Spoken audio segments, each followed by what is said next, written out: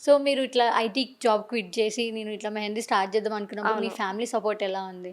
మా ఫ్యామిలీ వాళ్ళు చిన్నప్పటి నుంచి సపోర్టివే. ఓకే.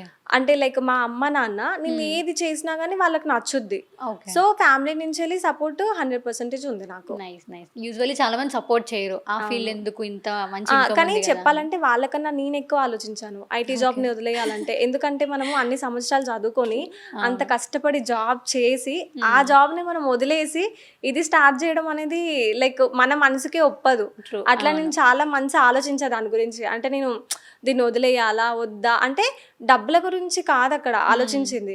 ఇంత చదువు చదువుకున్నా ఇప్పుడు ఎవ్వరైనా గానీ అంటే మన సొసైటీలో ఎవ్వరైనా గానీ హ్మ్. ఒక మంచి ఇన్‌కమ్‌తో మనం జాబ్ చేస్తున్నాము. నేను ఇట్లా బిజినెస్ స్టార్ట్ చేస్తా అంటే ఏ పేరెంట్స్ అయినా ఒప్పుకుంటారా అసలకి? ఒప్పుకోరు అవును. ఎవ్వరు. హ్మ్. ఎందుకంటే నీకు ఆల్రెడీ స్టేబుల్ ఇన్‌కమ్ ఉంది. మళ్ళీ ఎగ్జాక్ట్‌లీ. నువ్వెందుకు దాన్ని జీరో నుంచెళ్ళి స్టార్ట్ చేద్దాం అనుకుంటావు అని అంటూ ఉంటారు అవును. పేరెంట్స్.